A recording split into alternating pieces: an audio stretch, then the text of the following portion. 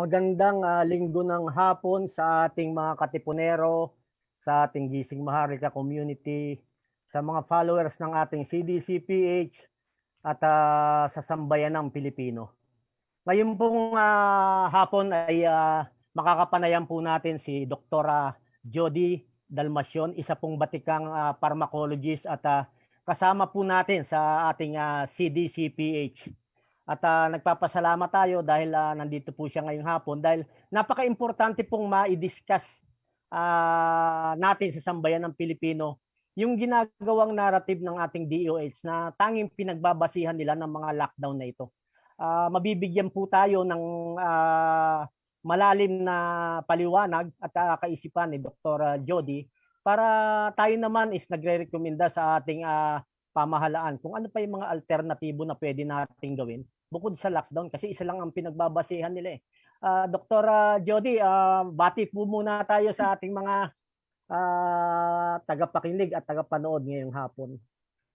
Good afternoon ho sa lahat ng nakikinig. Sana we will be able to help you understand better what's happening with the pandemic. Maraming salamat po, Dr. Jody. So, sige po, at gusto lang po nating malaman dahil paulit-ulit po yung tanong ng sambayan ng Pilipino, wala na bang ibang basihan ang ating DOH sa kanilang pag-aaral bukod sa binibigay ng Okta Research na pinagbabasihan ng AITA para kasi ang dami na nating nababalitaan, Dr. Jody, na ngayon nag-extend pa yung MECQ sa ibang lugar from September 1 to September 7. Tapos may mga plano pa na granular lockdowns sa mga piling lugar. So, Dr. Jody, magandang mahimay natin yung statistic at ano pa ba yung ibang magandang basihan para matigil na kasi paulit-ulit lang ang ating gobyerno ng mga protocol na nag-e-expect sila ng different result. So, sana naman pakinggan nila kung ano man yung sinasuggest ng mga ibang mga doctors natin tungkol sa nangyayaring sa ngayon. Go ahead, Dr. Jody. Ang tawag ho namin sa epidemiology dyan is metric. No, ano ang measurement na tinitingnan mo para malaman mo yung spread ng infection and at the same time whether your intervention is working. Because an intervention may be working during the first part of the pandemic, but later on when you have the vaccination, the variants, the profile may change. No? So ang ayaw ko lang po sa ginagamit na it's not the fault of Okta because Okta uses a mathematical model na medyo meron din akong problema kasi dun sa mathematical model nila, susceptible person and then exposed, getting infected and recovered. But we know that there is no such thing as full recovery. So I don't know what happens to the mathematical model kung yung recovery nila ay kinukonsider nila ng recovered or bumabalik uli yon because of another set of infection. Well, anyway, ang ayaw ko po yung COVID cases kasi makikita po ninyo talagang tataas po ang COVID dahil because of the easy transmittability of the new variant. Tapos, meron na tayong mataas na prevalence. Hindi siya nakokontrol all over the world. So, ang tanong mo lang, nakakamatay ba siya? Okay? Because yan yung parang gusto mong sabihin, yan ang magiging less non-pharmaceutic intervention so you can have community immunity. Wag na nating let's not discuss about herd immunity because it will never be achieved because the vaccine is not a sterilizing vaccine. It does not stop transmission. So, parang ang tanong mo talaga as an epidemiologist or if you're the Secretary of Health, nga, tumataas ang kaso, tumataas ba din ang namamatay? Okay? Ngayon, hindi mo makikita mo 1.2 lang ang moderate, 0.6 ang critical. So ang tanong mo, sino nag-o-occupy nung ICU? Sino nag-o-occupy nung hospital bed? Kaya ba sila napupunta sa ICU dahil matagal na sila sa ospital dahil mali ang intervention? Or nandun ba sila dahil nagkaroon sila ng adverse reaction sa drug? Okay? Akala nyo kasi ang dinadialyze dahil lang sa COVID. Maaring dinadialyze siya because of the renal toxicity of remdesivir. Okay? So maaring dinadialyze siya or he has this thrombotic phenomenon hindi dahil doon sa COVID kundi sa sakit niya, sa binibigay na gamot. So anyway, yan ang mga tanong ko. Ngayon, bakit mas concern, yan ang sinasabi din ng UK at ibang epidemiologists and mathematical model. Dapat nga masaya ka na tumataas ang COVID dahil in that way, you will have an increased number of people with antibodies. You just don't want them to die. And therefore, the metric should be zero prevalence, meaning how many people in your community has been infected and carries the antibody, which is supposed to help you, which is supposed to give the community protection. So yun po ang problema nila. So yun ang nakikita natin na mali doon sa kanilang paghihimay ng statistics. So sa makatuwid, Dr. Jody, kapag dumadami yung COVID cases, may advantage rin ito dahil nagkakaroon ng antibodies yung ating mga kababayan. So yung tanong natin kung marami ba yung namamatay kaysa sa gumagaling, yun ang isa na kailangan na himayin pa ng mas malalim. Kasi opo. Go ahead, Dr. Jody, go ahead. Hindi ho kayo pwedeng magtago sa infeksyon. Kaya nga tayo binigyan ng Diyos ng immune system. And we should make use of that immune system instead of manipulating it and corrupting it, no? Kasi there are so many things about immunization during a pandemic which is not known. Ang immunization or vaccination can only be called a vaccine kung sa nakalipas na 10 taon or maybe 7 years na nakontrol mo yung infection, no? Kasi preventive po siya, hindi siya therapeutic. So malalaman mo lang siya kasi sasabihin, buti nga nabakunahan ka, kung hindi malala ang sakit mo. Malay mo ba na bakunahan ka rin kung 75 around 95% is mild? Therefore kung hindi ka nabakunahan, mild ka din, marirecover ka din. You cannot say it's correct, because of the vaccine. Tama po, tama po. May isa pong side naman na tinitingnan natin para sa kaalaman ng ating sambayan ng Pilipino. Kaya nilalaliman pa natin yung pagtatanong natin sa kagaya ng mga espesyalista natin, si Dr. Jody na isang pharmacologist. Dahil may taning lang po yung binigay natin na petition letter sa Senate na tayo naman nagdadasal at nananalangin na baka ipatawag yung ating CDCPH at iharap sa ating DOH para mapag-usapan na po ito ng malalim. At ihinto muna, maglagay ng matibay na guidelines para iba naman po yung tatahakin natin landas dahil ang dami na talagang nahirapan ngayon na mga kababayan natin. Dr. Jody, ito yung sa kabilang panig. Sa mga balita na nakikita natin, nag-shoot up yung ating COVID positive. Simula nung nagsimula itong rolling ng vaccination natin. Anong paliwanag mo dyan, Dr. Jody? Dahil tanong rin ng sambayan ng Pilipino yan. Nung wala pang vaccination, somewhere January, February, bumababa na tayo eh. Nung dumating itong mga bakuna at nasimulan, nag-shoot up uli yung mga positive natin. So, anong pwede mong ibahagi sa ating sambayanan, Dr. Jody?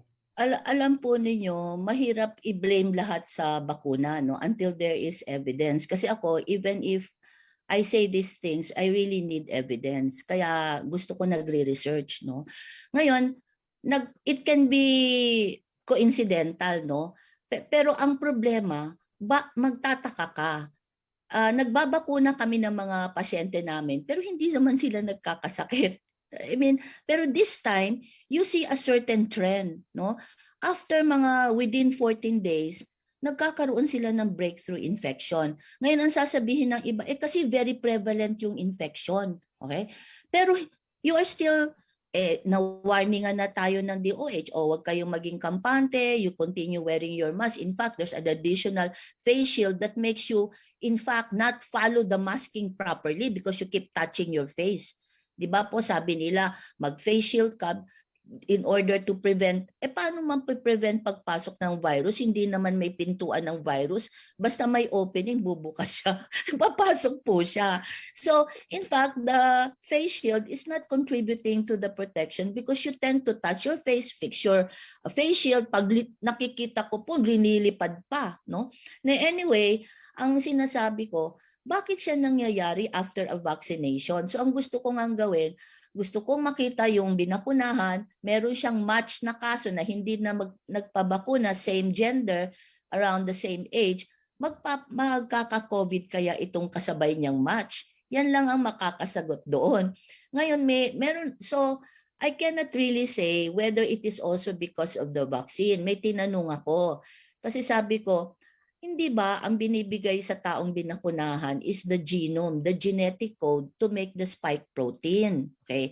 Di ang spike protein ang nakakabigay ng immune response. Siya ang nakakabigay ng infection. Siya yung tinatawag na antigenic. Sabi ko doon sa molecular biologist, hindi, pwede bang yung may dala nung bakuna na spike protein ng genome, yung mRNA, at ginagawa niya yung spike protein niya, pwede kaya siyang makahawa ng ibang tao?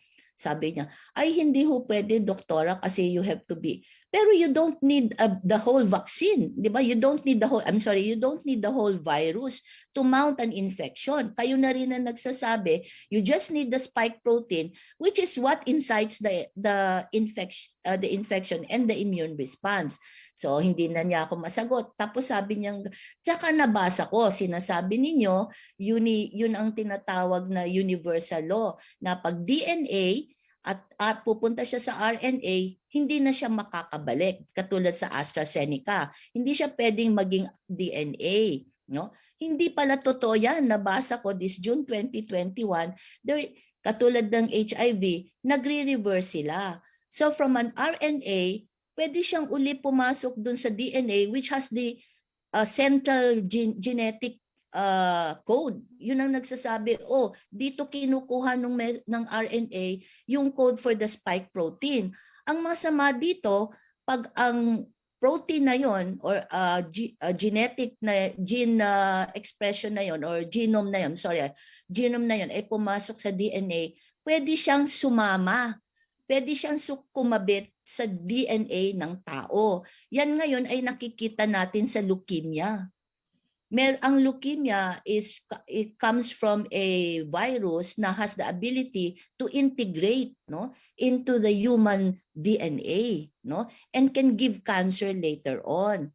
So at nakita talaga yan sa ating you call that human lymphotropic virus, which gives you leukemia, and that also occurs with HIV. Tapos nakita ko sa study na yon, ngayon pala, pwede din yun sa SARS-CoV. Pwede yung RNA ng SARS-CoV, babalik siya sa DNA, and ang nakita nila is the abundance of the nucleocapsid, which is also antigenic. So nakakabalik siya. Di hindi na mawawala sa atin yung genetic material na yon coming from the spike protein. Maliwanag po, Doktora Jody, at bago po tayo magpatuloy ng ating napaka importanteng talakayan, nandito na po si Attorney Aaron, at alam na alam ko na interesado siya sa discussion natin dahil ito yung isa sa maaari nating i-present kapag nagkaroon na tayo ng paggulong at paghimay sa ating Senado. Attorney Aaron, maraming salamat at nakahabol ka, bumati ka muna sa ating mga katipunero at sambayan ng Pilipino. Go ahead, Attorney Aaron. Good afternoon po sa inyong lahat. Doc Jody, nice meeting you ho. Good afternoon po. Afternoon po. Opo. Yan, thank you very much. So, sambayan ng Pilipino. Kaya ganito yung paghimay natin. Naumpisa natin nung kala Dr. Oclarit. Siya yung molecular biologist. Magaling talaga siya, si Dr. Fidel Fernandez. May mga kaibigan rin tayong cellular biologist na nakakausap at nagtutugma yung paliwanag ni Dr. Jody. So dumako tayo dito sa pinaka-critical, Dr. Jody. Yung pinaliwanag mo kanina, yun kung tama yung bakuna na ini-introduce sa atin. Naintindihan po natin yan. Pero meron na po ba na mga independent doctors labas sa ating gobyerno, DOH or DOST, na inaral ang laman talaga ng bawat bakuna na ini-introduce para makasigurado tayo? Kasi ito yung natutunan ko kay Attorney Polly at kay Attorney Aaron. Hindi tayo nagbibigay ng pahayag kahit ano na hindi natin na test mismo yung bakuna na pinag-uusapan natin. So ibalik ko yung tanong ko, Dr. Jody. Meron na bang independent na mga doctors or mga pharma na hindi sakop ng ating DOH, hindi sakop ng ating mga malalaking pharma na naggumawa nitong bakuna for check and balance? Meron na po ba na nakasabi na ang Pfizer ito talaga ang laman? Hindi lang yung nakalista sa kanilang kontrata na ibinigay doon sa bumili ng mga bakuna. Kasi yun ang hawak ng ating gobyerno eh. Kontrata, ito yung laman ng bakuna. Pero ang tanong ko dyan, pagdating dito ng bakuna na yan, sapat ba na ang gobyerno natin is tanggapin lang yun, yung nakalista? O pag-aaralan mismo ng DOST yan, kung totoo yung mga nilalaman yan? Doktora Jody. Ay, ang alam ko po, meron silang ginawang vaccine group, no, vaccine expert na pinangungunahan ni Dr. Barzaga, who used to be the Dean of the College of Public Health, virologist po siya. Ngayon, at meron pong ginawa ang DOH na HTA, no, Health Technology Assessment. Na ang ibig sabihin po niyan, kung bibili ang gobyerno, lalo na bulk procurement ng isang gamot o isang vaccine, hindi lang niya binabasa ang report ng pharmaceutical company about clinical trial and clinical safety. Dapat po siya gumawa ng tinatawag na chemical, physiochemical determination, titingnan niya ano talaga ang laman nun. Katulad sa bakuna, ang production ba is tama? Kasi ang problema ho kasi sa bakuna, katulad ng Sinovac, ilan beses po siya kino-clone. Clone po sila. Pero gumagamit po kayo ng cell culture. No? So kung mali ang cell culture nyo or contaminated, katulad sa nangyari sa polio, hindi pala patay yung polio virus, instead na binakunahan yung mga bata, nagka-polio lalo. So yun naman ang downside ng attenuated virus. Ngayon sinasabi nila, itong messenger is bago. Ang hindi binibigay sa iyo yung virus na killed or attenuated, binibigay lang yung genetic code ng protein na nakakasakit sa iyo. Hindi ko ngayon alam kung may kakayahan ng ating FDA. Kasi kailangan mo talaga ng scientist. Ang makikita nyo, even the head of the FDA is not a scientist. Because in the US, you need scientists talaga na nakaupo in all of the drug evaluation, cosmetic evaluation, food evaluation. You cannot just put anybody there without a science background and you said he is a doctor. A doctor is different. Magkaiba ito. So yun ang sinasabi ko, katulad sa drug, pag generic, hinahanapan ng bioequivalence, toxicity, hindi na namin inuulit yung toxicity. Meron ba siyang heavy metal? Physico-chemical property ba niya? Tugma doon sa sinasabi niya. So hindi ko po alam kung nagagawa yan ng FDA because this is a new technology. Ngayon, ang problem po kasi sa FDA, ang problem po kasi, ay wala talaga tayong infrastructure or guideline for emergency use authorization. Ito po, parang Uncle Sam sneezes, we all catch a cold. No? The Filipinos and the whole world catch a cold. Pag sinabi ng Amerika, i-emergency use authorization ko, magdi-declare ngayon, kunyari pa, magdi-declare yung Director General ng FDA natin, we will consider it for EUA. But they will also follow what the US has done, no? Because everybody's saying, the US is saying, let's all vaccinate you. That will control the pandemic. Maraming salamat, Dr. Jody. May nakita kasi kami loophole nila Attorney Aaron at maganda nandito siya ngayon doon sa pag-approve nito kasi ang proseso, although binigyan ito ng emergency use authorization sa ibang bansa kung nasaan yung pinaka-pharma na gumawa nito, may mga branches sila rito. Yung branches na yan, dapat hindi lang pagbabasihan yung emergency use authorization na binigay ng mother company sa US at binigay sa halimbawa sa Pfizer Philippines. Hindi dapat na automatic siya. Dahil sovereign nation tayo, kailangan mag-conduct tayo ng sarili nating pag-aaral. Attorney Aaron, ano yung nakikita natin dito na kamalian ng ating FDA, DOH, FDA, at DOST? Dahil buhay ang pinag-uusapan rito. Hindi ito ordinaryong bakuna lang na pang-flu. Hindi ito ordinaryo. Bakit? Marami na. Sa Japan ngayon, winidraw Moderna 1.6 million. Bakit? Nung inaral nila, napatunayan nila na meron siyang mga nanobots. So, winidraw kaagad nila. Ito yung sinasabi, pinag-uusapan namin, Attorney Aaron. Alam ko nagte-take down notes ka rito dahil ilang araw lang yung binigay na palugit ni Attorney Polly sa ating Senado. Sooner or later, mapipilitan silang himayin ito talaga. Attorney Aaron, nasaan yung violation na nakita natin sa emergency use authorization? Go ahead, Attorney Aaron. Yung sa emergency use authorization, ang isa kasing requirement dyan is walang alternative, no, na safer remedy for this virus, no. So ang condition kasi ng EUA approval, yung emergency use approval na itong mga vaccine na to is walang availability. Kaya lang maraming mga availables. Ayaw lang nila, for example, Lagundi or Ivermectin,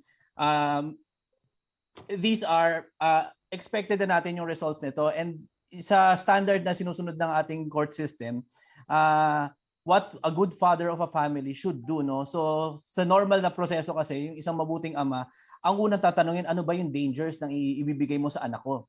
So kung merong alternative na expected mo yung side effect, and you can address that side effect, that is always a better option than something na newly introduced and you don't know what to expect and you don't know how to handle yung mga adverse effects. So ito yung loophole kasi kaya ayaw nilang i-approve ang Ivermectin at yung Lyser, Lagundi or other alternatives kasi matatanggalan ng visa, no, yung emergency use authorization nitong mga vaccines na to.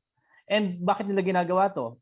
Kasi may mga investors na, no, na mga nag-import ng vaccines dito. May mga investors na rin sa RT-PCR kaya ayaw nilang tanggalin yan. So it's really a matter of money, tungkol sa pera yan. Kaya yan iniipit yung mga tao.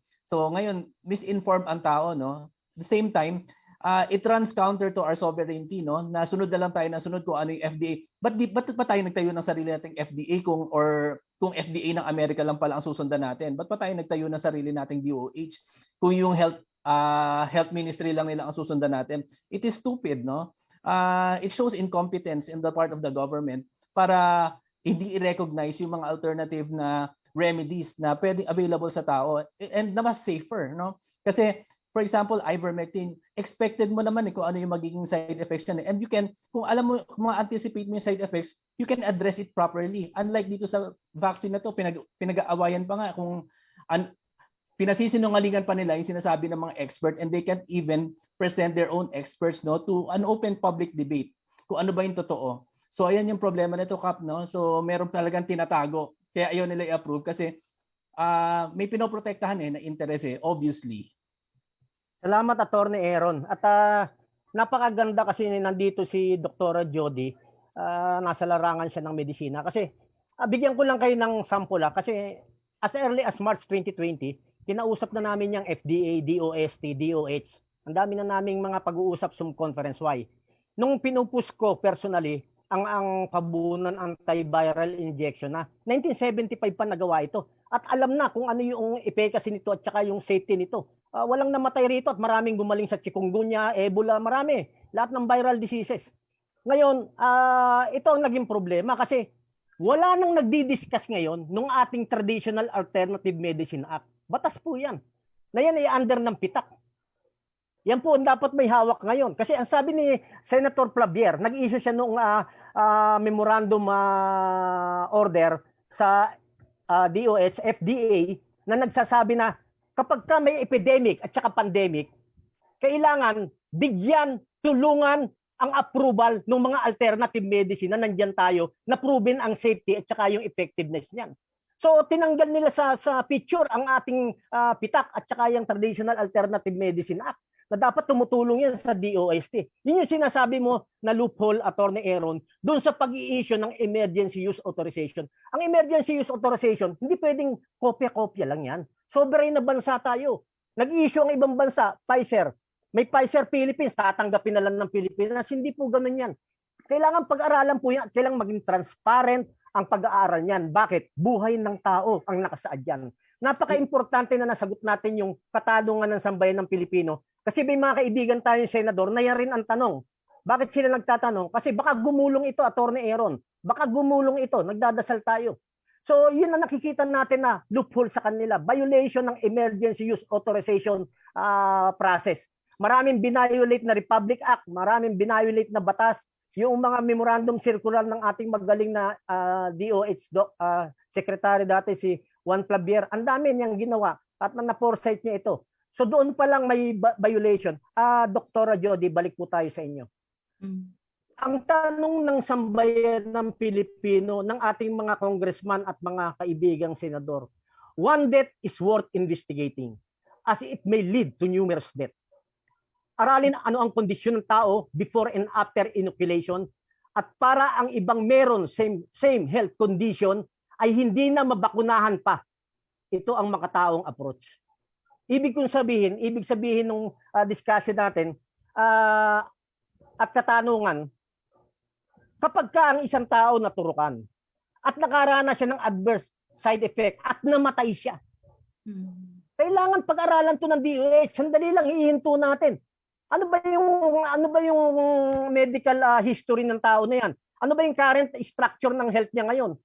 Para yung same na tao na babakunahan na may same condition, hindi muna bakunahan, makapagbigay sila ng guidelines. May namatay na kasi. Huwag na natin turukan niya, may mga high blood na yan, may mga lingering illness na yan. Dapat ganun. Pero ang nangyayari, Dr. Jody, sa larangan po ba ng medisina, kahit marami nang namamatay, sige lang tayo ng sige. O kailangang ihintuto o pag-aralan muna at pag-usapan na kasama ang mga sambayan ng Pilipino, yung mga independent doctors natin, naturopathic, integrative doctors, mga herbalist natin, para maitama ito, Dr. Jody.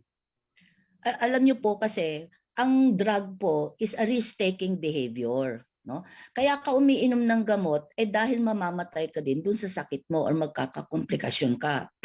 So ganun din ang bakuna. Kaya mo binibigay, piniprevent mo na magkaroon ka ng illness na maari mong i-ospital. Okay? So if you stop an intervention which is effective and it's also going to be dangerous. Ngayon, ang gusto ko kasi sabihin, we are going to look at it from a public health lens, not a medical lens. Iba ang pagmamanage ng pandemya which affects a population over you, a doctor, handling 1 or 2 patient with infection. Okay? Kasi nakukontrol mo yung infection, 2 lang siya, hindi siya ganun. Pero ito buo buo. So, maski may death ka, kunyari, ang probability of dying from the virus, from the infection is 20%. Okay? But the probability of dying from an adverse reaction from the drug or from the vaccine or any intervention is 1%. I will take the risk. Okay?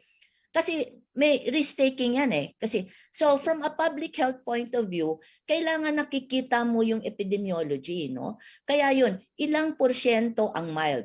Kung 95% yan, bakit ka matatakot na magka-infection itong taong ito? Kung sasabihin mo sa akin 25% ang probability of death, ay talagang babakunahan kita. Because ang sabi ng Pfizer is 95% ang kanyang effectiveness, di ba? Which means you have 5% probability.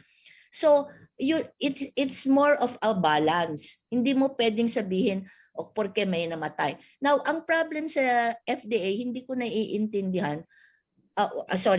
Let me just say. Now, ang problema sa vaccination, hindi siya katulad ng drug. Pag ang drug, ikaw may high blood, bibigyan ka dahil may high blood ka. Ikaw babakunahan ka, wala kang sakit. Ang it's prevention. So mas malaki ang burden of proof, mas malaki ang responsibilidad ng scientist na ang ibibigay niya talagang makakapag-prevent. Kasi pag ikaw ay lalong nagkasakit, katulad ng nakikita natin ngayon, nag-heart attack, nagpe-pericarditis yung mga bata, nagkakaroon ng Guillain-Barré, paralysis, ang laki nung kapalit. So kailangan mo talagang pag-aralan siya kung yung kapalit na yon in terms of the population is acceptable. Okay po, Dr. Jody. Yung sinasabi niyo po, naintindihan po namin yan. Ang premise ko po, tama po kayo. Kung sakaling tama nga na may virus at na-isolate nila yung virus, isa yon. Kung sakaling tama, naniniwala tayo, Dr. Jody. Mm-hmm. Pero wala pa nakapag-isolate nitong mga virus na ito. Sinasabi ng mga, kahit si Dr. Oclaret, Dr. Fidel Fernandez, kung sakaling tama. Yung sinasabi natin na risk, yung pag-take natin ng bakuna may risk. Ito po yung take natin dyan. Tanggalin natin sa medical perspective. Common sense po yung gamitin natin. May 2 premise po ako.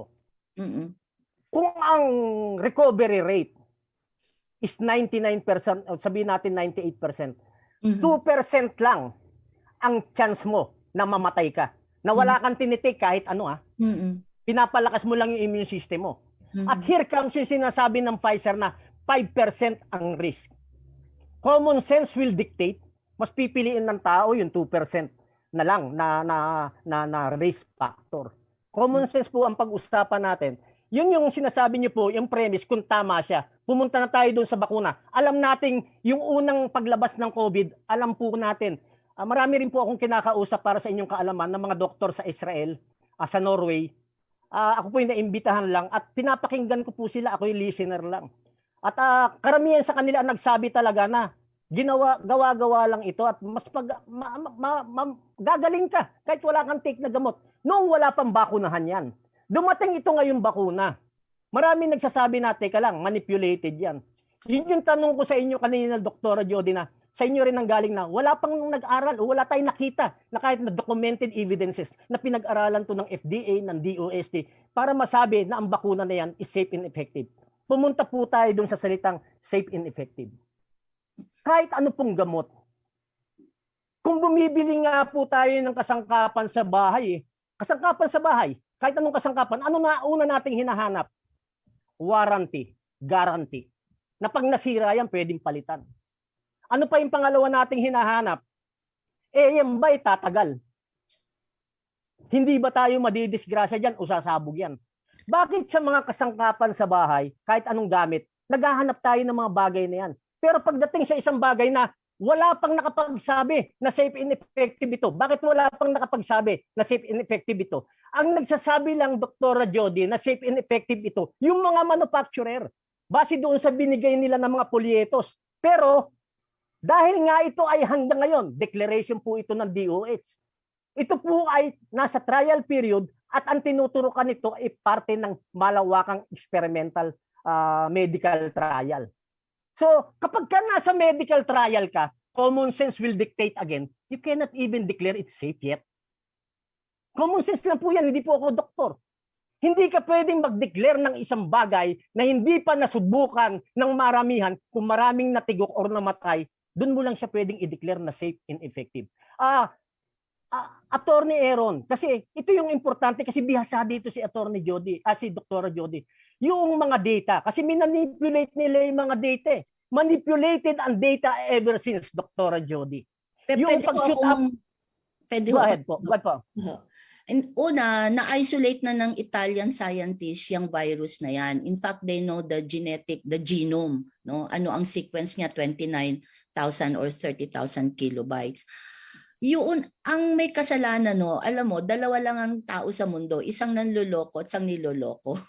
Ngayon, ang ibig ko sabihin, kung yung Pfizer man ay nagbigay ng clinical trial, wala hong nagbasa ng maayos. Kasi hindi, kung sasabihin na, wala naman akong sinasabi sa yung safe ito, meron kaming adverse reaction report. Meron silang safety and efficacy trial. Dapat meron hong taga-DOH na nagbasang mabuti. Kasi doon sa Pfizer trial ho, maski doon sa trial, may 4 na umalis. Kasi inalis sila sa trial dahil yung isa nagkaroon ng arrhythmia, yung dalawa ventricular axillary lymphadenopathy. Hindi ito yung siguro magang-maga, no, na napapagkamali mong cancer sa breast. At yung isa na paralyzed ang leg. Okay? So, ang hindi naiintindihan ng ating mga regulatory, iba ang seriousness of the disease and severity. Halimbawa, headache. Sasabihin ng report ng Pfizer, only headache. Yung pala kaya ka nag-headache, pinutukan ka na ng ugat, which is a side effect of the drug. So, ang regulatory natin, napansin ko, does not know the difference of what an severe adverse reaction means. Ang severe ay masakit na masakit lang, pero nakakapagsalita ka pa, hindi naaapektuhan ng activity mo.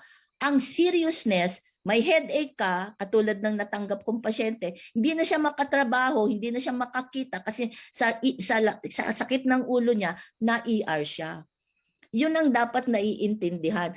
Kesyo, pag may nagbabasa, nakikinig sila sa sinasabi doon sa, kasi binasa ko yan eh, meron talaga silang report of headache, some anaphylaxis, rashes, mga diarrhea, ngunit hindi nila naibigyan ng what they call this, they did not highlight, parang itinago nila. Ngayon, nasa sa iyo na yun. Yung kung ang regulatory mo mahina din magbasa, hindi kasalanan ng Pfizer yun, kasalanan ng regulatory mo yun. That's why it's very important. Napakaganda po nung sinabi nyo. So, ang last pa rin na decision making is nasa regulatory body, nasa gobyerno natin, Attorney Aaron. Ngayon, ito yung gusto nating himayin pa, Attorney Aaron, yung manipulated data. Kasi iisa-isay natin ito sa Senate, Attorney Aaron. Kaya tayo nga ang lagi natin pagbabasihan is documented evidences. Dahil ang turo sa atin ni Attorney Polly, turo mo rin sa amin na gagawin nating simple ang discussion sa Senado. Gagawin nating simple ang discussion sa anumang korte. So ito yung hinihimay natin, kaya patuloy tayong nakikipag-usap sa mga eksperto kagaya ni Dr. Jody na nandito. Kasi nakikita na natin nagsimula ito sa manipulated data. Attorney Aaron, the floor is yours. So yun, no, Dr. Jody, kasi sa investigation namin, kami kasi mismo nilalapitan na rin ng mga families, no, na nagiging patient nito. For example, ang nagiging premise kasi natin sa based sa observation namin is based on manipulated data. Ibig sabihin, pinataas nila yung number ng COVID cases na tinago naman yung other sickness, no? So yung COVID, yung na-infected ng COVID, lahat na lang kinovid na nila. Tapos they are able to claim sa PhilHealth so parang ang ginawa ni liquidate nila yung money, i-declare nila yung mga patients nila as COVID patient para mas malaki yung maklaim nila sa PhilHealth ng mga hospitals na to. And they will not release the true numbers of those are COVID patients, no? So hindi na natin alam kung sino yung talagang totoong COVID patient at kung sino yung hindi. At the same time, ang ginagawa kagad nila, mga dumarating sa hospitals, dinedeclare kagad nila as COVID patient, pero walang ginawang job order, no, to determine kung ano talaga yung cause of death. Minsan ang cause of death, vehicular accident o kaya nabulunan, tapos they will declare COVID with severe pneumonia. Imagine, severe pneumonia, walang ginawang job order for the severe pneumonia. So ganun yung nangyari. So tapos ngayon naman ang tinatago naman nila yung mga namatay because of vaccination. Ang nangyari kasi, Dr. Jody, no, alam natin, mga doctors, iba-iba ng specialization. No? These regular doctors, halip na i-refer nila to the experts na, for example, pathologists or toxicologists, kung yung cause of death ba nito is related to a vaccination na nangyari, no, na nagkaroon ng intervention sa tao na binvaccinate siya. Hindi, dinidismiss kagad nila and then they burn the body. So paano pa natin malalaman? Supposedly, ang regulatory body natin, they have 2 years, no, to observe. So kahit namatay yan, dapat part pa rin yan ng data na ito bang tao na itong namatay na to, ito ba itong nabakunahan and under investigation pa to. Kaya lang pinipili lang nila yung investigate nila, no? Kapag naging trending na to sa social media, tsaka lang nila i-investigate. Otherwise, kung mga ordinary people, hindi na nila minomonitor yan. The obligation ends, no? Kapag binakunahan na. After that, wala na silang pakialam unless maging publicly interested ang tao kasi ang dami na, no, sumisikat na, nagtitrending na. So ganun na nagiging premise, no, manipulated para maipush nila ang vaccine, sabihin na tumataas ang cases.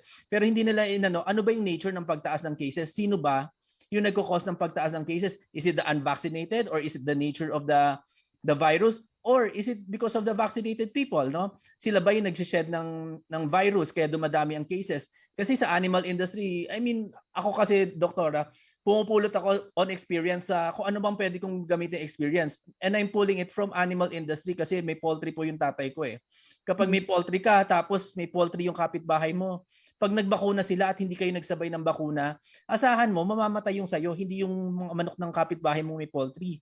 Kasi in the meantime na nagde-develop pa lang ng immunity yung mga manok nila, we consider them as carriers of the virus and then they're the ones who will kill yung poultry na hindi vaccinated. So I was thinking, it is possible na same ang nature niyan sa tao. So these vaccinated people can be carriers as well. And napatunayan naman natin na, for example, news report, no, ng DOH, sabi nila 83 out of 450 na Delta infected people are unvaccinated. So it was highlighted na unvaccinated. Pero if you do the simple math, tulad ng sinabi niyo, Dr. Jody, no, matter of comprehension, hindi nila inintindi yung sinabi.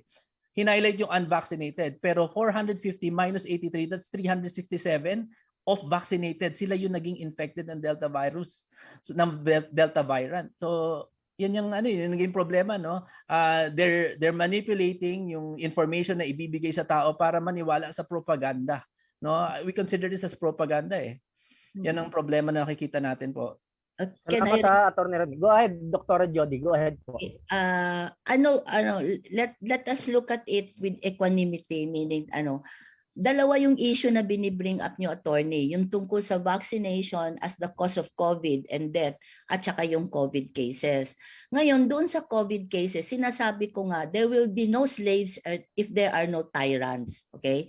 Kasi dapat ang DOH niyan, meron niyang data. Ano ang death mo taon-taon, di ba? Ngayon, meron kang pandemic, okay? So dapat ang DOH, wherein PhilHealth is also under DOH, kung matalino yung iyong Secretary of Health, bibigyan na niya yan ng marching order. Tingnan natin ang ating death per year. Pag sumobra yan, that is what you call excess death. No? Kasi may namamatay sa high blood, may namamatay sa kidney failure. So, ikaw, pag leader ka, hindi ka pwedeng mag-intay sa tao mo na mag-isip. Ikaw ang magli-lead. Sasabihin mo ngayon sa PhilHealth, may reimbursement yan, it can be abuse. So titingnan mo ngayon ang excess debt and try to find out, give a policy statement on how you will label your case. Wala tayong ganyan. Pinabayaan natin yung ospital. Sabi ko nga sa'yo, there will be no slaves if there are no tyrants and vice versa. Kaya ang sinasabi ko, walang leadership. Wala siyang direksyon. So ang ginagawa niya, reimburse siya ng reimburse. Huwag mo sabihin hindi nila alam yung upcasing. 10 taon na yan, 20 years na yan, na lagi nilang sinasabi nag-upcase ang doktor. So it's an old drama already. So hindi dapat nila bigay na dahilan yan. Ngayon, kaya sinasabi ko, you need to see the excess, no? Tapos meron ang nangyari kasi pinilit pa yung mga ospital gumawa ka ng COVID case, kung tumanggap ka lang ng COVID, napilitan yung mga ospital na COVID, hindi tuloy nila ma-manage yung may cancer, yung mga diabetes, na yun ay nagkaka-COVID din. Okay, pumasok ka sa ospital, ikaw ay may diabetes, nagka-COVID, may nangyari sa'yo, sasabihin mo lang bang diabetes ka? Gusto mong ma-reimburse? They give preferential reimbursement. So hindi mo matatanggal sa tao yon. You will really say that you're a COVID case, not because the doctor wants to be reimbursed. I don't want to think about that. I just want to think that you are just maximizing your benefit. Even if you're diabetic, you're undergoing dialysis from diabetes, but if you have COVID, susulat po ninyo talaga COVID. Ngayon, yung tungkol kaya tayo, hindi tayo nakinig din sa veterinaryo. There is no expert. We think the DOH has said it is only the infectious disease people that are expert. No? Yeah. Hindi totoo yun because you die not from the virus, you die from the immune response. So critical care yun. Tama si attorney, no? Kasi yung unang nagbigay sa atin ng alert or nag-whistle blow ay isang vetmed. Sabi niya, pag nagbakuna ka at yung virus na yan ay walang proof reading mechanism, siya by itself, kasi during the first 11 months, hindi siya nag-mutate doon sa wild, the original virus. Within nung naglabas na, nung nag-mutate siya even before the vaccine was released. Okay? So, ang vaccine was first released December. Ang unang nabakunahan ay Israel, okay? Pero nag-mutate na siya. Natandaan niyo yung mutation sa UK, natandaan niyo yung mutation na sa South Africa, nag-mutate. Ngunit mas dumami ang frequency ng mutation niya nung naglabas ng bakuna. Exactly. Dr. Jody, napakaganda nung binanggit mo. Ito tanong ko ulit. Sinabi mo kanina na may isa ng bansa na nakapag-isolate ng virus. Mm-hmm. At sinabi mo rin kanina na walang kapasidad ang FDA, ang gobyerno natin, walang kapasidad para mag-isolate nito at mag-check nito. Tanong ng sambayan ng Pilipino, paano nila nalaman ang physical property, aspeto ng mga variants na wala naman tayong kapasidad na mag-check nito? Mm-hmm.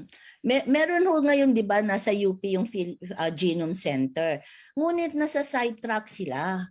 Kasi kung maski ano pa yung variant na yan, siya ay magbibigay din ng infeksyon. It will be the same immune response, no? Kaya ang mas importante talaga sa akin, is maintindihan ang diagnosis. Ginagamit pa rin nilang RT-PCR. Ang RT-PCR ay sinasabi lang merong virus. Hindi siya nagsasabi na ikaw ay nakakahawa or infectious ka. It is the COVID antigen. Okay?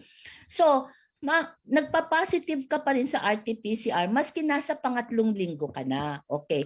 Dahil meron akong nabasa, ito palang COVID na to can create a reservoir. Naka-stay lang siya, but because of some genetic it is there as a reserve. It can explain the long hauler or it can be reactivated again. Okay, so but at that point in time, the only test that can tell you that you are infectious is the COVID antigen, because the COVID antigen picks up the protein. And the protein is the one infectious. Ngayon, anong ginagawa nitong DOH? Tinitigil niya, pinapagawa niya, inilalagay niya sa isang lugar yung tao ng ilang araw, sa kanya ititest. Samantalang ang sinasabi ng Harvard professor, yung COVID antigen, it's not false. It is magkaiba ang papel nila ng RT-PCR. It picks up the infectiousness of a person which is very tight. Between 3 to 5 days lang siya, 2 to 5 days. Kaya tama si Governor Gwen Garcia. Pag ikaw nakasakay sa eroplano, 48 hours ka nagbiyahe, pagdating mo dito, nag-COVID antigen ka, pwede kang mag-positive na. Kasi nga yung period of infectiousness nyo is very short. It ranges from 2 to 5 days only. Na pag hindi naintindihan yan ng Department of Health, wala siyang gagawin kundi payamanin ang gumagawa ng RT-PCR at palaguin ang business ng RT-PCR na wala namang epekto sa public health intervention. Maraming salamat, Dr. Jody. Huwag po kayong mag-alala dahil yan ang unang-unang nasa listahan ni Attorney Aaron pag salang namin sa Senado. Kasi kung tayo po ang leader ng DOH, hindi po tayo doktora, nagkaroon, kasi lahat tayo, ito ang nangyayari. Ang DOH, nagbabank lang sila. Naka-anchored ang decision nila, bawat decision nila sa sinasabi ng World Health Organization at sa sinasabi ng mga pharma. O hindi po tayo kailangan mawala dyan. Katotohanan po yan. Tayo namang sambayan ng Pilipino, mga doctors natin, mga researchers natin, nagbabase naman tayo doon sa mga nangyayari sa ibang bansa. Kaya nga, keep on sharing tayo sa social media. Sharing tayo ng sharing. Galing sa ibang bansa yan. Pero the reality, ang magtutuldok lahat dito is ito po. Alam kong pong hihingi ni Attorney Aaron yan at ni Attorney Polly sa Senado para mapatunayan kung yung kinakat and paste ba nating information galing sa ibang bansa, galing sa CDC US, galing sa mga veteranong doktor sa ibang bansa, sa mga organization ng mga doctors, is totoo or hindi. Yung ba sinasabi ng DOH na sinusunod nila yung mga pharma at saka World Health Organization, tama o hindi? Patunayan once and for all. Gamitin natin yung RT-PCR. Kasi kung ako ang presidente, nag-declare ang CDC US na wini-withdraw na nila yan, magwawala ako. Bakit ako magwawala? Ang dami niyo nang pinatay. Yan ang culprit eh. Yan ang makasalanan eh. Yan ang may sala, yung RT-PCR. Suddenly sasabihin mo mali pala yan. Ang dami ng pinatay na Pilipino niyan. Ang dami ng buhay na napunta sa kumunoy, nawalan ng trabaho, mga negosyo nagsara. Sasabihin niya, bakit wala silang aksyon na ganyan? So, mapapatunayan lahat yan, RT-PCR, itest nyo sa harap ng mga magagaling nating doktor at mapatunayan once and for all at kung anong alternatibo bukod sa RT-PCR. Una yan. Tsaka yung pag-isolate, pakita nila, buhay ang pinag-usapan rito, hindi pwede maghaka-haka sila. Hindi pwede maghaka-haka yung mga doctors natin. Punta na tayo at pinipress na tayo ng ating mga kaibigan na mga politiko, panay na ang message sa atin. Nagbanggit si Dr. Quijano na dapat kasama natin sila ni Dr. Jody na. Simple lang ang binanggit niya. At ito ay nag-create ng madaming usapin, social media, mainstream media, maging sa gobyerno, maging sa mga group ng doctors. Ang sinabi ni Dr. Quijano, napakinggan ng lahat. Mas delikado ang bakuna kaysa sa virus. Dr. Jody, anong take niyo po dyan? Mm. Talaga sa perception ni Dr. Quijano, yun perception, no? Siguro kasi nabasa niya yung data. Kasi siguro siya, nagmamaskara siya, hindi siya lumalabas. Pero can I go back to issue that I want to deal with, no? Ang DOH sa umpisa pa lang, si Yusek Vergeire, sinabi na sumasang-ayon siya sa finding ng PISMID na wala kang ibibigay, pati vitamin C, vitamin A, basta itingnan mo lang siya, kontrolin mo yung temperature niya. Mali yun. Kasi kung doktor ka, alam mo ang virus elicits an immune response and you need a healthy immune system to do that. Bakit mo hindi papayagan na magbigay ng mga gamot na makakatulong sa immune system? Yun ang hindi ko talaga maintindihan. Ang punto ko, hindi ka rin pwedeng magsabi, huwag kayong magbakuna na wala kang kapalit. Because you really have to put early treatment. No? You really have to implement that. Dahil yung bakuna, based on my reading, mukhang okay siya for preventing the serious or the severe illness. Pero parang naninegate niya yung efficacy, yung effectiveness na yon dahil siya din ang nagpapabigay ng infection. Parang it becomes the efficacy of preventing 5% from going to the hospital is negated or neutralized by the fact that you are also at increased risk for infection. So yung bakuna mismo ang increases also your risk kasi bumaba na yung efficacy niya. So parang walang epekto na rin yung 5% protection niya. Na pangalawa, isa nabasa ko, doon sa study nila, hindi naman hospitalization ang prevent nila. Ewan ko lang kung mali ako. Case. After the first dose, yung kaso 8. Doon sa placebo, 162. After the second dose, nadagdagan pa ng isa, naging 9 na kaso. I wasn't able to see death. So it was just case. But now even the cases or the infection is going up because the efficacy, they say that the efficacy of 95% or 70% has also gone down to 40% in preventing infection. In preventing infection. Maraming salamat po, Dr. Jody. Attorney gusto Aaron, go ahead. Oo. Doc, for example kasi, no, at ito yung nakikita kong problem in a layman's perspective. Di ba pag nagba-vaccinate tayo, as we know it, dapat hindi ka muna infected of the virus, no? You're vaccinated against. Kaya lang, if the RT-PCR is faulty, hindi niya na-determine kung kasi usually sa vaccination site tinatanong lang yung tao, no, positive ka ba, ano nararamdaman mo, so kung gagawing basis yung RT-PCR sasabihin niya negative pero it turns out positive or whatever, hindi dapat binabakunahan kung hindi ka sure na hindi infected yung tao. Otherwise you put that person in a greater risk, no, kasi dodoblehin mo yung load niya ng virus sa katawan Diba? Actually, ganun din yun ang criticism sa Pfizer na study. Mabuti pa yung Astra. Yung Pfizer study, binakunahan niya, tapos binalikan niya after 28 days. So sa 28 days na yon, may Germany, may Latin America, may Argentina, na iba-iba ang prevalence or taas ng COVID. So iba-iba ang risk nila. So hindi mo alam kung itong mga tao, hindi ginawa ng test ng Pfizer yon. Ngayon lang nila naisip siguro na day 1, binigyan nila ng bakuna, pinabalik lang nila day 28, saka inulit yung antibody test. Kasi it's the antibody that will tell you, or the RT-PCR, depending on the cycle threshold, that will tell you that you have been infected. So hindi nila ginawa yung Astra, ginawa nila serial every week. So nakikita nila yung breakthrough infection. Pero yung Pfizer, wala silang ganung data. So maraming salamat, Dr. Jody's explanation. Ito pa yung concern ng ating sambayan ng Pilipino, Attorney Aaron. Maraming mga doktor na nagsasabi, tayo kasi, hindi tayo pwedeng magsalita na talagang walang documented evidences. May hawak na po kami, Dr. Jody, na isang padre di pamilya nagpabakuna, ilang araw lang nahawa ang pamilya.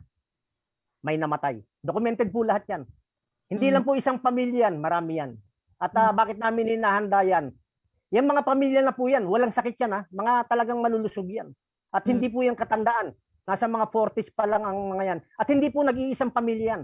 May mga trabahador rin po, ganun na naging nangyari. So lahat ng ito po, yung sinasabi natin, balik po tayo doon sa sagot ni Dr. Quijano, Romy Quijano, na sinabi niya na mas delikado ang bakuna kaysa sa virus. Ako po hindi doktor. Pero binabase ko po yan sa araw-araw na pag-iikot at pagtatanong sa mga nabakunahan. Lahat po nililista ko. Lahat dinodokument ko. Kasi ayaw ko pong mangyari na kapag nandun na tayo sa Senado, nandun tayo sa Korte, is haka-haka yung sinasabi natin at ang babanggitin natin kasi sabi ng doktor sa US kasi sabi nitong doktor dito ang ipe-present namin sa kanila yung tao mismo na nag-issue ng affidavit. Kaya itong mga tao na ito, pinapa-medical namin check-up sila, yung background, historical background niya. So ako naniniwala, Dr. Jordi at Atty. Erna, ako naniniwala, mas delikado talaga ang bakuna kaysa sa virus. Bakit? Kung sakali man totoo yung virus na yan. At naniniwala tayo may virus na dahil nagturo ka na Sinasabi natin may laman na virus yun Bakit natin sinasabi? Common sense again. Babalik na naman ako sa una kong sinabi. Kung gumagaling ako, ng 98% ang posibilidad na gumaling ako. Na ang tinitake ko mga prophylaxis, natural preventive medicine, mga herbals. Gumagaling ako, palakasin ko lang yung immune system ko. Kasi hindi naman yung gamot ang nakakapatay dun sa virus Yung immune system. Yun ang paniwala ko. Na pinapalakas ng gamot na tinitake natin yung immune system natin para tirahin yung mga virus na yan. I rather take the 2% risk na pwede akong mamatay kung kapitan ako ng virus. Kaysa ibabalik uli sa 5% na meron ang kahit na anong bakuna. Logic lang yan. That is logic. Dugtong kita Baka hindi na ako mag-aalat chamba doon sa 5% na risk na meron yung mga bakuna. Go ahead, Atty. Aaron. Dugtong kita kap, no? Yung na-report kasi, no? Sa mainstream media pa na-report, yung 42 na namatay sa Batangas. Vaccinated people, ano? Tapos sinasabi nila dahil daw sa sabungan, pero what are the odds na itong mga ito vaccinated? For sure, hindi lang naman sila yung tao doon sa sabungan. Bakit sila yung namatay? I mean, hindi naman tayo scientist, pero kaya lang, syempre, you have to connect the dots din kahit papaano. We don't need the title para syempre mag-isip-isip din naman tayo na yun lang naman po, no, Doktora. I'm not, gusto ko lang sabihin na syempre kahit papaano, iisipin natin, bakit naman, for sure, hindi lang tong 42 tong nasa sabungan. Bakit naman sila lang yung namatay? Ba't hindi namatay yung hindi vaccinated? So, kaya ako, no, naniniwala rin ako kay Dr. Quijano kasi hindi dahil sa understanding of science but because of what is really happening and based on observation na lang kasi maraming kumokonek sa amin po na yun talaga nangyari Kaya nga po kailangan instead na nagsusuppress ang DOH kasi parang ang kanyang mga guidelines bawal si ganito, panay bawal, wala siyang positive. Ang ibig ko sabihin, there's no action verb na binibigay sila. Exactly. So parang kasi doing nothing is as worse as doing something, di ba? So parang ang sinasabi ko lang, katulad ng PCHRD, nung Abril sinabi ko na, is it okay, are you receptive to a trial on ivermectin? Agad-agad ayaw. So sarado na sila, cancel culture ang tawag doon. If you do not allow open discussion and discourse, wala talagang mangyayari. And that should be the initiative should come from government. Kasi government will pressure you I-stigmatize ka, hihiyain ka, or sasabihin katulad niyan, nagko-connive sila na off-label. Una, ayaw biro mo, yung sasabihin mo sa pasyente, mag-sign ka ng waiver. Exactly. Kasi nga, oo. Dali-dali lang naman nun Sasabihin mo lang, okay, we allow off-label, we will not stop you, but we have to monitor it. You will have to tell us the success. You will have to tell us the adverse effect. Tapos, hindi, tatakutin ka. Di syempre yung pasyente syempre matatakot yung pasyente, pipirma talaga siya. At saka, Doktora, di ba dapat, for example, mayroong mga available na alternatives like ivermectin, no? Instead of closing their eyes and their ears, no, sa possibility, they have to make control groups, no? O ito sa grupo na to, I'll do ivermectin. Dito sa group na to, sige, I'll do vaccine. Para at least alam ko ano mas effective. Kasi yun naman ang sinasabi nila, hindi effective. Paano mo naman nasabi? Very novel pa rin itong gusto mong i-introduce sa tao. So, I think the best decision is magawa ka ng control group para mapag-desisyonan mo eventually kung anong pinakatama. Kesa yung sinusuppress yung isang possibility. Kasi kung yung 120 pesos ba yun na binili nilang face shield ba yun? ay inipon nila, maski ilang milyon yon, makakagawa na ng study yung mga taong gusto. Hindi mo na pwedeng ibigay yan sa PGH kasi nagbigay na agad ng stand ng PGH eh. They are supporting PISMI, they're supporting DOH kasi binibigyan sila ng DOH. It's not going to be credible anymore. You have to give other people the chance to do the research. Yes, sir. Marami po salamat Doktora Jody at napakalinaw po ng inyong explanation. Dito po sa ginagawa natin paghihimay at nagpapasalamat po talaga tayo taos-puso sa ating CDCPH. Maraming doktor ang nakakatuwag natin, nakikinig tayo pagka may conference sa presentation nila. At doon natin pinagtatagni-tagni lahat at inaaral naman yung legalities ni Attorney Aaron at ng mga kaibigan natin ng mga abogado pa. Dahil alam natin na in a government run by tyrants, wala tayong may expect na tamang gagawin nila. Isusuppress nila ang ating karapatan, isusuppress nila ang katotohanan, pipilitin nilang gipitin ang sambayan ng Pilipino, itulak sa pader, ilagay sa kumunoy. Para pag wala nang mapuntahan ito, mapipilitan na silang magpabakuna. Bago tayo magtapos, Dr. Jody, dahil napakaganda ng inyong paliwanag at nagkaroon tayo uli ng dalawang side of the coin na pwedeng gamitin ng ating sambayan ng Pilipino bago sila magdesisyon. At si Attorney Aaron naman nandiyan talaga para himayin lahat ng legalities. Dr. Jody, kung sakasakaling magkaharap kayo ni DOH Secretary, dahil ngayon magre-resign na siya. Bakit magre-resign siya? Ganito. Siguro. Hindi natin malaman. Tayo, Dr. Jody, kami ni Attorney Aaron, kapag bumabatikos kami minsan, kung batikos yung tawag na yun o katotohanan, nagsasuggest kami ng solusyon. We are not just ranting without offering any solution.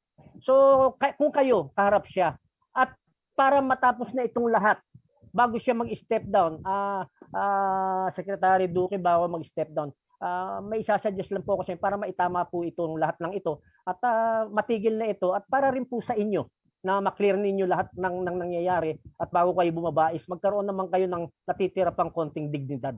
Dr. Jody. Alam niyo ho, not all that is legal is moral and not all that is moral is legal. Totoo po. Kaya ang ginagawa nilang labanan, legal. Kasi nga hindi nila ma-justify morally yung ginagawa nila.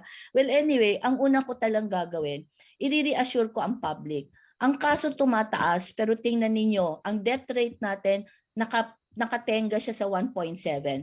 In fact, mas mataas nung July. Kung ikaw ay DOH epidemiologist, nakita mo sana yan. Instead na nakikiayon ka sa Okta at nananakot ka na tumataas ng 6-digit yung kaso mo. Because if you will look at the number of active cases and the number of deaths, yung 116, hindi yung 33,000, 0.2 lang, 0.7. In fact, last July, 0.77. Ngayon, 0.2. Ngayon, bakit hindi gumagalaw ang active cases mo? Baka nandun sa ospital, baka ayaw nilang paggamitin ng ivermectin, binibigyan nila ng remdesivir na nagkaka-side effect, nagre-renal failure, nadadialyze, namamatay dun sa dialysis at hindi sa COVID. So, kailangan tingnan nila how long is the stay of the person with COVID and how do you prevent these people from becoming intubated? No? Kasi pag nandoon na siya sa punto na ang nagde-desaturate na, yung oxygen niya bumababa, hindi mo na siya mababatak pabaliktad. So pangalawa, hindi ako mag-uulit ng RT-PCR. Wala akong pakialam. Pagka ang pasyente ko blue na, tapos hindi na nakakaamoy, umuubo na, maski ano pa ang resulta ng RT-PCR niya, gagawa pa ako ng COVID antigen. Gagamutin ko pa rin siya. Early treatment should be instituted. Do not allow the patient to monitor herself and become serious, no, before she will be admitted to a hospital that does not have any vacancy anymore. That's really criminal. You have to give him something to strengthen his immune system, to stop the viral replication. Kung ano man yung drug na yun, kung naniniwala ka sa ivermectin, gamitin mo yung ivermectin. Because once na nasa COVID pneumonia na yan, ang ibig sabihin nun, massive damage of the lungs na yon. There is thromboembolism, blood clots are there already. That's not a bacteria. It is the destruction of the alveolar of the lungs, no? So yun ang gagawin ko. Ipapayagan ko talaga early treatment kung saan ka naniniwala, kung ivermectin ba, basta safe siya, mag-monitor ka. Hindi ako mag-uulit ng RT-PCR. Instead, ang gagawin ko on the 3rd or 4th week, mag-antibody test ako para malaman ko, itong NCR ba, ano ang number of people already with antibodies? Kasi meron na akong protection. Yun lang ang kailangan ko. And then, Salamat. Go ahead, Dr. Jody. Baka may last ka pa na... Tapos yung sa bakuna, I know this is going to be controversial. I am really thinking that the mutation is coming from the immune escape, no? Kasi yung virus itself, even without the vaccine, mutates, no? So, because of a study showing that it is the vaccination that probably pushed the virus, kasi tatapang siya eh. Ang virus parang tayo eh, gusto niyang mabuhay eh. Eventually, dadating ang panahon na it will be able to live with us. Tayo with them also, no? Para magiging seasonal, no? For the meantime, you depend on the epidemiology. Marami ba talagang namamatay? Or can you just help them mount a good immune response, no? Katulad ng vitamin D3. Akala nila vitamin lang yun. Yun ang tumutulong para yung immune system mo ay wag pumunta sa cytokine storm. Instead, gumawa siya ng antibody. Yun ba ay nababasa ng ating mga expert? Ayaw nila bigyan maski a vitamin? Hindi na siya vitamin, it is a pro-hormone. Okay? So sa vaccination, I believe that it should be paused.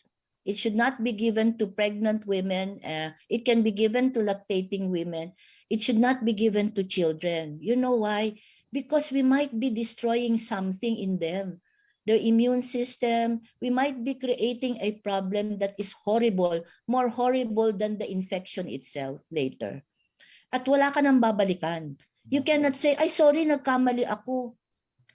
Yun na nga. Tama ka, Dr. Jody. So maliwanag po sa bayan ng Pilipino. Napakinggan nyo sa ating mahal na doktora, si Dr. Jody, yung kanyang napakasimpleng explanation pero tatago sa ating isipan at sa ating damdamin. Maraming salamat, Dr. Jody, at sana hindi ito yung huli. At marami talaga kaming natutunan sa iyo. Both side lagi yung dinidiscuss ni Dr. Jody, kaya napakaganda eh. Attorney Aaron, sakali nabigyan ng tsansa isang araw, ikaw yung napunta sa posisyon ni President Duterte, anong gagawin mo sa nangyayari sa ngayon? Go ahead, Attorney Aaron. Siguro Kap, una sa lahat yon, i-stop muna ng vaccination kasi merong mga issues na dapat i-resolve muna.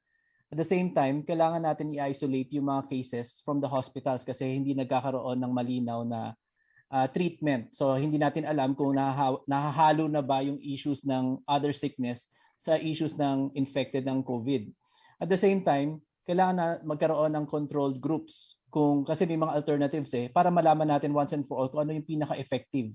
So, total ganyan naman, mataas naman ang survival rate sa COVID. Kailangan merong control test for ivermectin, may control test for other alternatives, and then we will be able to make analysis talaga. Kaya ako naman gusto i-isolate yung mga COVID cases, you do not treat them at the hospital. Kasi para yung hospital natin is maging accessible pa rin sa ibang may sakit. Kasi natatakot magpa-hospital ngayon ng tao. Dahil sabihin, i-declare sila as COVID. So, eto at saka para maiwasan din na ma-incentivize ang mga hospital owners na ipa-declare as COVID yung mga patients nila. So, we treat them using police power in the hotels. Total, ano lang ba naman yung gagawin nila? 1.5 years na tayo na nandito sa pandemya na to. Ano ba naman, magbigay tayo ng 1 or 2 months para ma-set up itong mga hotels na to, and the government will compensate for this, no? Para alam natin na kung maaral natin ng todo kung ano pa nang naging effective na treatment sa mga COVID patients. So gano'n, no? Hindi naman siya mahirap, pero that's how you manage. Kasi ako ang business ko, Kap, my experience sa pag-aalaga ng mga hayop, kasi ganun din ang gagawin mo no? You have to isolate them para hindi mo siya ma-mix doon sa mga other cases. Kasi otherwise, you will not be working on a correct data. Laging mali ang data mo kasi hindi mo na maalam kung same pa rin ba yung tinitreat mo na problema o halo na yun sa dating problema. And kailangan natin palakasin ang public health system natin kasi yun yung pinaka best line of defense natin is to make the people stronger, no? Their natural immunity stronger. So kung hindi na sila nagkaroon ng access sa hospital, it's dangerous for everybody, for the population. Kasi walang pupunta sa hospital kasi matakot ma-declare ng COVID. At the same time, hindi na nila mapagkatiwalaan yung hospital system natin kasi dubious na eh. So, and hindi siya nagtatali sa actual experience ng tao yung sa dinedeclare nila. So, ganun, no? At least in that case, mababalik natin yung tiwala natin sa healthcare system natin, naiiwasan natin yung manipulation of data. Kasi data is important, especially in this kind of problem.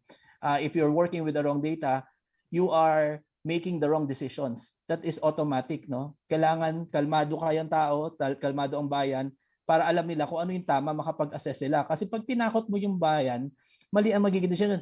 Nagde-decision sila based on a panic mode, no? Nasa panic mode sila. So dangerous talaga 'yan.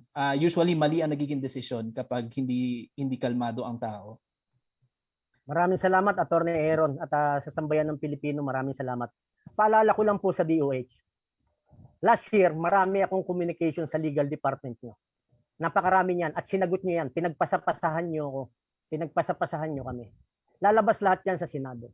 That is during the time na nandyan yung procaine at dexamethasone, bigla nyong winidraw sa list ng approved drugs ninyo. Na mga life-saving drugs yan. At yan lalabas lahat yan. Yung violation nyo sa Constitution, lalabas lahat yan. Hindi nyo pwedeng ipagkailayan dahil documented evidence yan. Palitan natin ng mga email yan, liham at nakalagay ang mga legal advisor ng FDA at DOH. So, sa sambayan ng Pilipino, katotohanan po ang binabanggit natin rito. Kaya kami ni Attorney Aaron, laging documented evidences lagi kami. Hindi tayo magsasalita na wala tayong basihan. Ayaw natin na suntok sa buwan na pag-uusap. Kaya ang lagi natin kinakausap yung may track record, yung mga bihasa, kagaya nila Dr. Jody, sila Dr. Homer Lim. Marami po at natututo po tayo sa kanila actually. Marami po tayong napupulot na pwede nating gamitin. At sila rin po, ang nakalagay po doon sa ating sulat sa Senado na ginawa ni Attorney Polly Sugilon, ni Attorney Aaron Sugilon is imbitahan, hindi lang yung nasa gobyerno. Bakit natin ilalagay ang buhay natin sa mga tao lang na nagdidesisyon sa gobyerno? Kita na natin, crystal clear yung decision making nila, ang daing mali. At buhay natin ang pinag-uusapan. I rather put myself in the clinic kung nasaan or hospital na nasaan si Dr. Jody. Kaysa mag-alatsamba ako na pumunta ako sa mga hospital na alam ko na manipulated rin nila yung bawat aksyon ng mga tao na nandoon. Alam po natin lahat yan. Dahil nga pinagsama-sama na nila lahat ng cases. Nawala na yung namatay sa pneumonia, nawala na sa heart attack, COVID na lahat yan. And tama naman si Dr. Jody na kung mahirap kang tao at nakaranas ka nito at kinausap ka, malamang at sa hindi, papayag ka dahil compensated ka, konti na lang babayaran mo. Those are the two factors na kailangan pag-aralan ng sambayan ng Pilipino. At bago tayo magtapos, paulit-ulit kong sinasabi, huwag kayong nasa denial stage kung pipiliin nyo bakuna or trabaho nyo. Kaya tayo nagpapabakuna dahil takot tayo mawalan ng trabaho. Pero hindi tayo takot madisgrasya sa bakuna na ini-introduce nila. Kapag nagkasakit ka, problema rin ng pamilya mo, ipalayo, namatay ka, wala ka na rin trabaho. Ganun lang kasimple yan. Huwag ninyong laliman ang inyong pag-iisip ng decision making. Mas maganda yung nag-oobserba muna tayo kaysa tayo yung inoobserbahan. At kung ako ang tatanungin nyo naman, kung ako'y nasa posisyon ni Secretary Duque at ni President Duterte, hihinto ko muna ito. Hinto muna. Hinto natin. Walang mawawala. Hinto natin. Patawag yung mga doktor sa CDCPH. Patawag yung mga private doctor sila, Dr. Oclarit, Dr. Fidel Fernan, patawag lahat yan. Iharap sa DOH, sa FDA, sa DOST. Pag-uusapan. At open yan sa sambayan ng Pilipino, napapanood nila. I-test na once and for all. Yung RT-PCR kung talagang tama ba yan. I-test na yan. Kumuha tayo ng mga makinarya, ng mga high-tech equipment, medical equipment, para tayo mismo ang mag-isolate ng virus. Ayaw natin mag-alatsamba sa sinasabi lang ng mga pharma na yan o ng World Health Organization. Tayo mismo, may pondo. Kung may pondo ka, mahal na Pangulo, sa dami ng pinagawa mong kalsada, mga tulay, para saan yan kung magla-lockdown ka naman? Saan gagamitin yung mga yan? I'd rather stop yung mga build. Bibili ako ng mga high-tech equipment na kagaya meron sa UK, meron sa US, meron sa Italy. Pupunduhan ko yan. Bakit? Yan ang priority. Dahil kahit na marami kang build dyan, marami kang pinatayong negosyo dyan, maraming tulay, marami kang kung ano-anong project dyan, at namatay na karamihan ng Pilipino dahil sa bakunahan, hindi na natin papakinabangan lahat yan, mahal na Pangulo. So yun lang po ang isasuggest natin sa kanila. Harap ng tao, pag-usapan, itest lahat yan, i-isolate yan. Yung variant na yan, ipakita nyo yung physical properties yan, yung physical appearance yan. Huwag tayong magbase sa computer-generated na mga 3D. Hindi po tayo tanga. Tayo po hindi bihasa pero hindi po tayo tanga, mahal na Pangulo. Yan po ang dinadasal namin na sana. Kayo rin nagsasabi na ilang taon na lang ang buhay nyo. Itama nyo na po ito lahat bago maging huli ang lahat para sa inyo. At hindi solusyon sa mga senador natin, hindi solusyon na pag-resignin nyo si Secretary Duque. Hindi solusyon yan. Habang nandyan siya, itama niya lahat. Yan po ang tamang solusyon para makabawi siya sa sambayan ng Pilipino. Maraming salamat, Dr. Jody. Maraming salamat, Attorney Aaron. Sa ating mga katipunero, sa sambayan ng Pilipino, sa ating CDCPH, Doc Homer, Doc Iggy, lahat kayo dyan, ako'y sumasaludo sa inyo. Walang tigil, ang dami nating napupulot sa kanila. Sa ating Gising Maharlika community, continue nyo po ang flyering natin. Continue yung pag-gather ng mga data sa mga naapektuhan ng bakuna. We will use that sa Senate at gagamitin natin siya sa loob ng korte kapag dumating na tayo sa punto na yon. Maraming salamat, Dr. Jody. Maraming salamat, Attorney Aaron. Thank you, Kap. Thank you. Attorney, thank you din. Dr. Jody, thank you very much. Thank you. Totoo yung sa manok. Pinapatay nga nila lahat ng manok sa magbakuna. Ay, last po, Dr. Jody. Ay, meron pala ako sabihin, Kap. Meron ko sabihin, payo Kap. sa sambayan ng Pilipino. Payo sa sambayan Pilipino. Go ahead, Attorney Aaron. Yung i-expose ko lang, meron dito sa Makati, merong isang COVID nag-positive, vaccinated na person, positive, kinuna ng 10 ml na saliva. Very dubious, hindi ko alam kung anong gagamitin nila, pero feeling ko gagamitin ito to declare positive patients again. So baka gamitin ito para manipulate na naman ang data. So let's be wary sa mga nakikinig sa atin, maging aware tayo sa mga ganitong bagay kasi it can happen, kasi may nag-report na sa atin na kumuha 10 ml, aanin nila yung 10 ml na laway ng isang positive patient. So very dangerous ang mga nangyayari ngayon. And let's be cautious, maging mapagmasid po tayo. Importante yan para maprotektahan natin ang bansa natin. Maraming salamat, Dr. Jody. Short na payo sa sambayan ng Pilipino. Wala na po ako mapapayo kasi talagang we are in a very difficult situation. Maraming salamat po, Dr. Jody. Maraming salamat, sambayan ng Pilipino. Dr. Jody, sa susunod pong muli. Hindi po ito yung huli. Sana matapos na po ito. Thank you. Maraming salamat, Jody. salamat. Thank you, Dan. Ingat. Ingat.